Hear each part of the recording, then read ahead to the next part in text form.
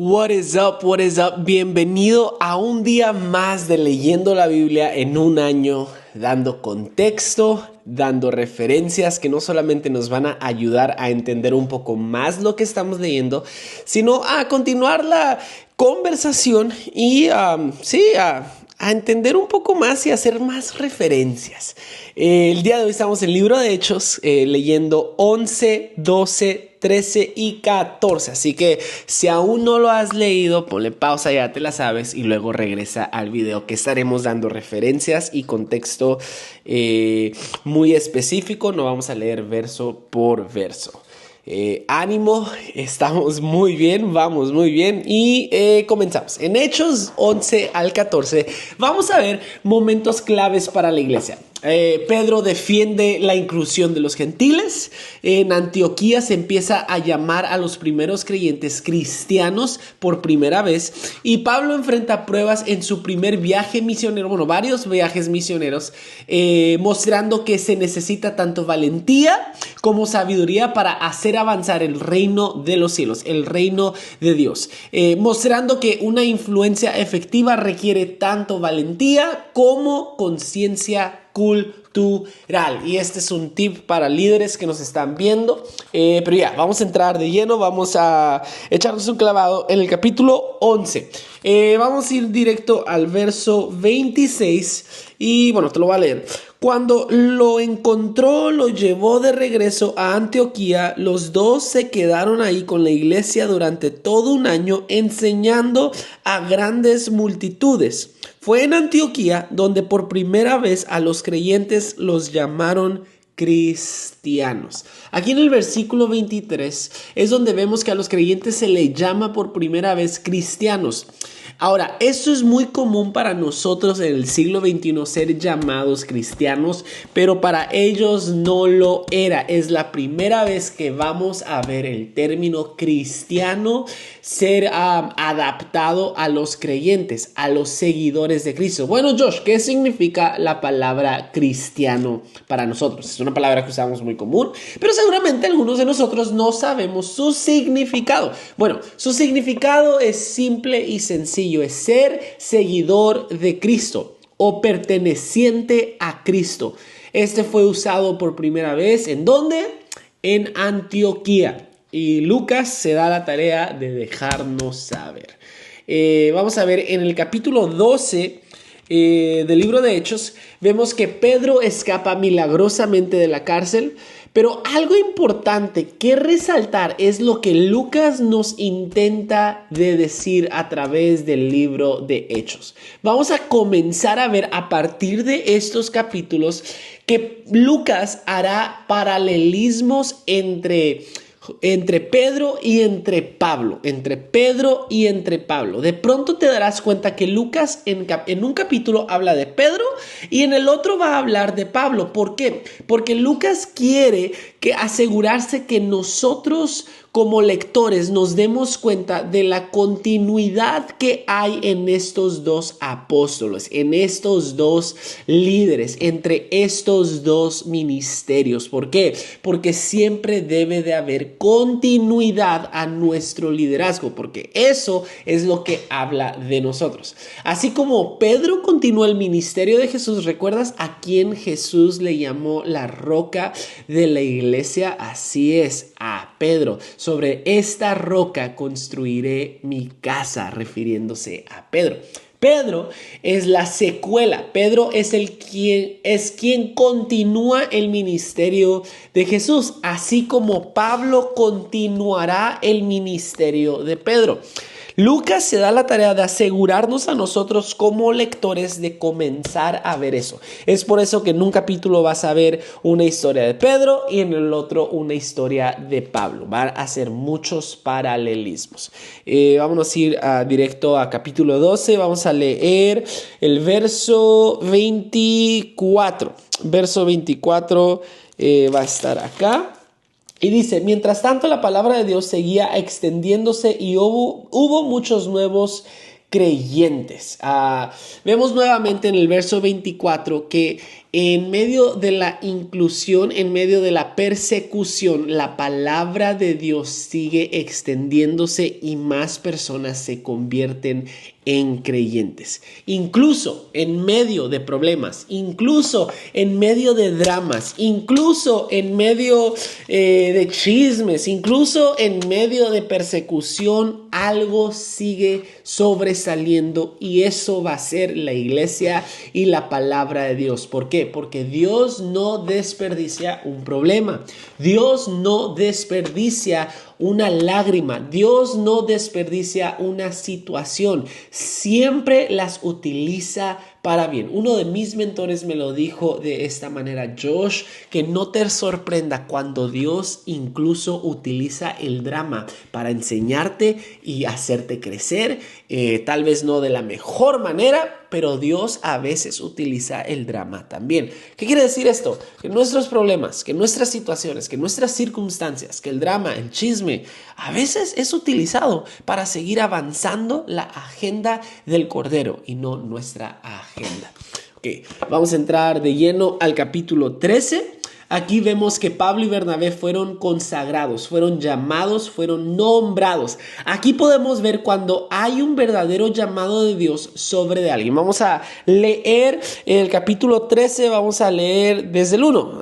Dice: entre los profetas y maestros de la iglesia de Antioquía, de Siria, se encontraban Bernabé, Simeón llamado el Negro. Aquí vamos a ver el primer apodo. No es cierto. Aquí vemos un apodo. Perdonen. Vamos a ver a Lucio de Cirene, a Mananén, compañero de infancia del rey Herodes de Antipas, y a Saulo. Cierto día, mientras estos hombres adoraban al Señor y ayunaban, el Espíritu Santo dijo: consagren a Bernabé y a Saulo para el trabajo especial al cual los he llamado. Así que después de pasar más tiempo en ayuno y oración, les impusieron las manos y los enviaron. Aquí podemos ver que cuando hay un verdadero llamado de Dios sobre de alguien, Él no solamente se lo revela a esa persona de manera individual, sino que también los confirma a través de la iglesia. ¿Cómo sabemos que una persona es llamada al ministerio? ¿Cómo sabemos que nosotros estamos siendo llamados al ministerio?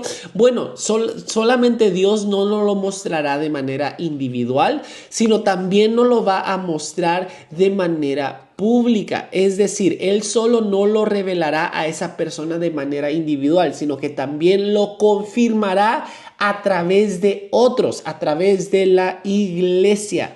También en el capítulo 13 vemos cómo Saulo comienza a dejar su nombre Saulo y solo lo llaman Pablo. Esto nos muestra la adaptabilidad de Pablo. ¿A dónde voy con esto? Bueno, vamos a ver en el verso 9.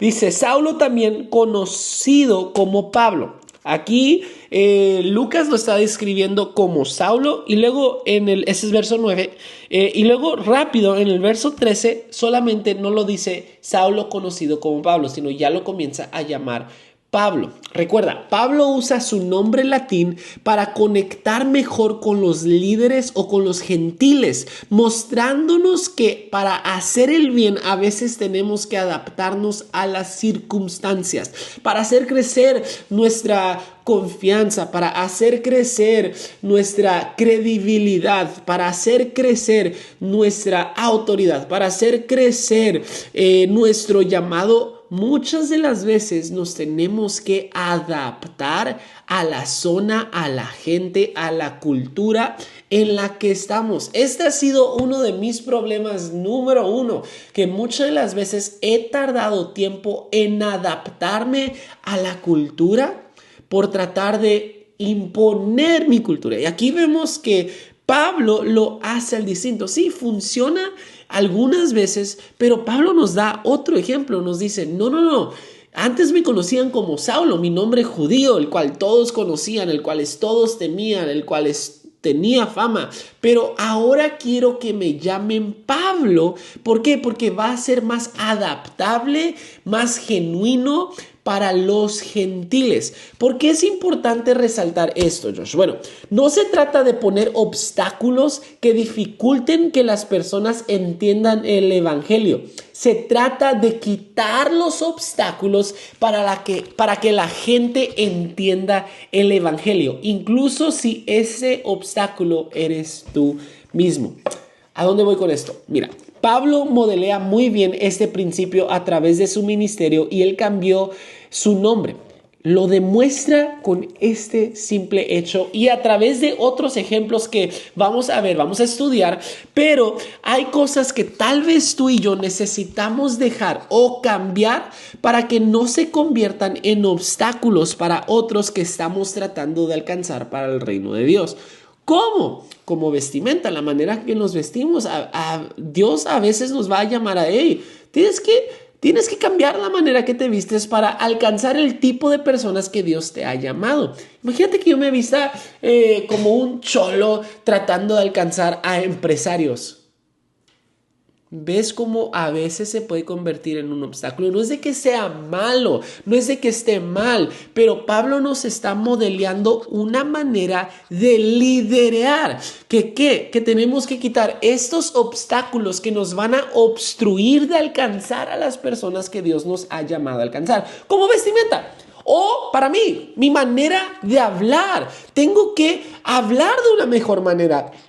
Tengo que dejar de utilizar ciertas palabras que tal vez son de obstáculo para las personas que me siguen, para las personas que yo estoy tratando de alcanzar. ¿Por qué? Porque mi lengua me ha metido en problemas, mi habla me ha metido en problemas, tanto como he enfocado en tratar de mejorar mi español, en tratar de mejorar mi manera de hablar, en tratar de mejorar mi habla como tal, tanto de malas palabras, tanto de pronunciar bien las palabras, como lo has notado en este video. Batallo con ciertas palabras. Tengo que estar consciente de que muchas de las veces puede ser un obstáculo para personas más preparadas, para personas que hablan bien el español, tanto como prácticas, tanto como mi estilo de vivir. Tengo que asegurarme a quitar estos obstáculos para asegurarme de alcanzar a las personas que Dios me ha llamado a alcanzar.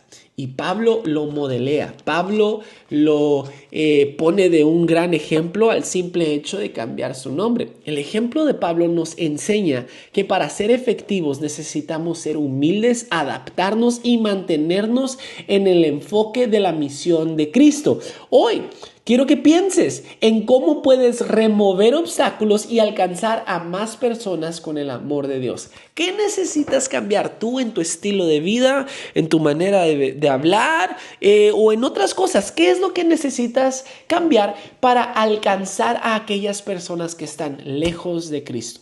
Bueno, rápido entramos al capítulo 14, vemos que Pablo es apedreado a punto de casi matarlo y vemos en el verso 22 algo interesante. Capítulo 14, verso 22, donde fortalecieron los creyentes, lo animaron a continuar en la fe y lo recordaron que debemos de sufrir muchas privaciones para entrar al reino de Dios. Debemos de sufrir muchas privaciones para entrar al reino de Dios. Esto me hace ver cómo nuestros problemas de iglesia en el siglo XXI son tan minúsculos a comparación a los problemas a comparación a los líderes de la iglesia primitiva. Cómo muchas veces andamos llorando por todo y por cada cosa tan insignificante, cuando aquí tenemos a mi amigo Pablo siendo apedreado a punto de la muerte, pero mi compa se levanta, se sacude y sigue predicando las buenas nuevas. ¡Qué valor de mi amigo! Josh, ¿cómo sabes esto? Bueno, vemos en el verso 19. Luego unos judíos llegaron a Antioquía e Iconio y lograron poner a la multitud de su lado. Apedrearon a Pablo y lo arrastraron fuera de la ciudad pensando que estaba muerto. Ok, ya tiene un poco más de sentido el verso 22, ¿verdad? Tendremos que sufrir ciertas cosas. Tenemos que privarnos de ciertas cosas. ¿A qué se refiere esto? a que no andemos de llorones por cada cosa que nos sucede en la iglesia o como líderes. Pablo modelea esto muy bien.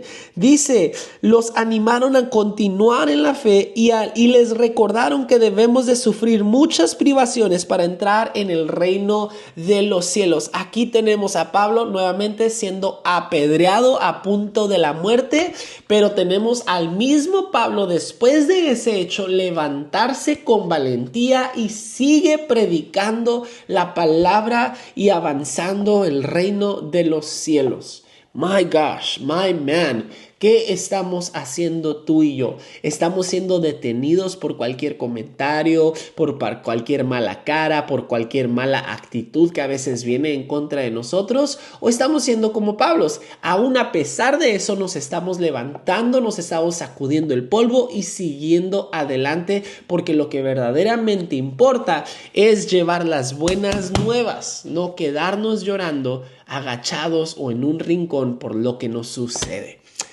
Verdades que puedo aplicar a mi vida de estos capítulos. Número 1.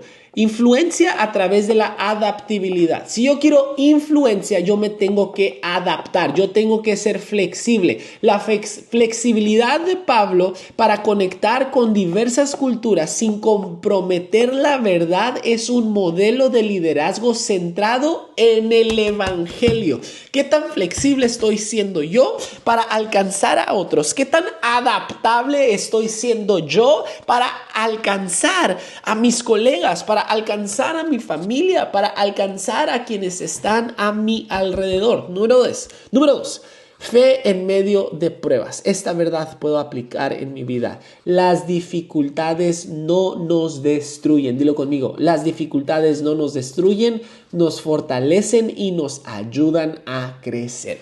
Eso es lo que yo puedo aprender de Hechos, capítulo 11, 12, 13 y 14. Nos vemos el día de mañana para darle con todo a los versos 14, 15, 16 y 17. Nos vemos el día de mañana. Bendiciones, vamos muy bien. La Biblia en un año. Let's go.